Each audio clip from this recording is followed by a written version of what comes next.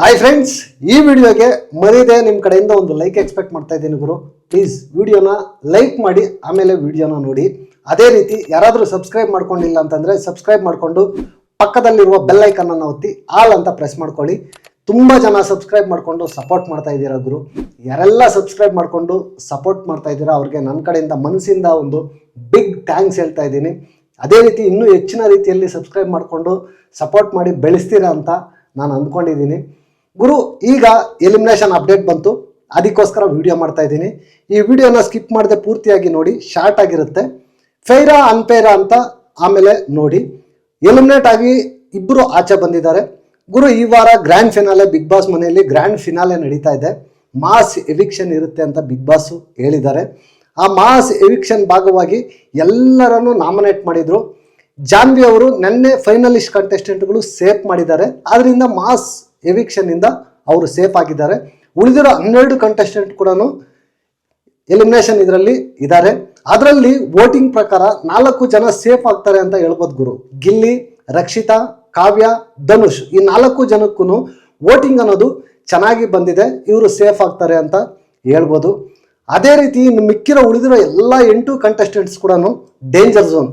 ಯಾರು ಆಚೆ ಬರ್ತಾರೆ ಅಂತ ಹೇಳೋದು ಕೂಡ ಹೇಳೋಕ್ಕಾಗೋದಿಲ್ಲ. ಎಷ್ಟು ಜನ ಬರ್ತಾರೆ ಅಂತ ಹೇಳೋಕ್ಕೂ ಸಾಧ್ಯ ಇಲ್ಲ. ಯಾಕಂತಂದರೆ expect the unexpected, mass eviction ಅಂತ ಬೇರೆ ಹೇಳಿದ್ದಾರೆ. ನೋಡೋಣ ಎಷ್ಟು ಜನ ಆಚೆ ಬರ್ತಾರೆ ಅಂತ. ಅದೇ ರೀತಿ ವೈಲ್ಡ್ ಕಾರ್ಡ್ಸ್ ಕೂಡ ನಾಳೆ ಎಂಟ್ರಿ ಆಗ್ತಾ ಇದ್ದಾರೆ. 3 ರಿಂದ 5 ಜನ ಎಂಟ್ರಿ ಆಗ್ತಾ ಇದ್ದಾರೆ ಅಂತ ನನಗಿರ್ತಕ್ಕಂಥ ಅಪ್ಡೇಟು. ಯಾರು ಶೂಟಿಂಗ್ ಎಲ್ಲ ಕಂಪ್ಲೀಟ್ ಆಗಿದ ತಕ್ಷಣ ಯಾರು ಬಂದು ಎಂಟ್ರಿ ಆಗಿದ್ದಾರೆ ಅನ್ನೋದ್ರ ಬಗ್ಗೆ ನೆಕ್ಸ್ಟ್ ಇನ್ನೊಂದು ವಿಡಿಯೋ ಮಾಡ್ತೀನಿ.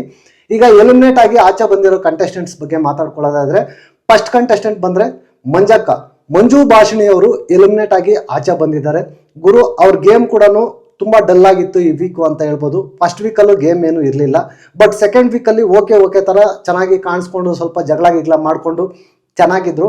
ಬಟ್ ಆದರೆ ಗೇಮ್ ಅನ್ನೋದು ಚೆನ್ನಾಗಿರಲಿಲ್ಲ.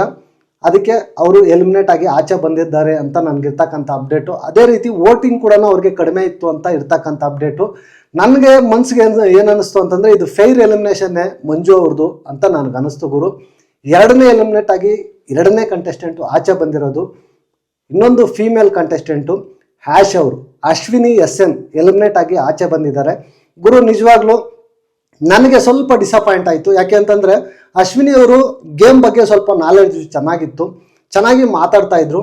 ಬಟ್ ಅದನ್ನು ಅವರು ಯುಟಿಲೈಸ್ ಮಾಡ್ಕೊಂಡಿಲ್ಲ ಚೆನ್ನಾಗಿ ಪ್ರಾಪರ್ ಆಗಿ ಅಂತ ನನಗೆ ಅನಿಸ್ತಾ ಇದೆ. ಬಟ್ ಬ್ಯಾಡ್ ಲಕ್, ಅಶ್ವಿನಿ ಅವರು ಎಲಿಮಿನೇಟ್ ಆಗಿ ಆಚೆ ಬಂದಿದ್ದಾರೆ.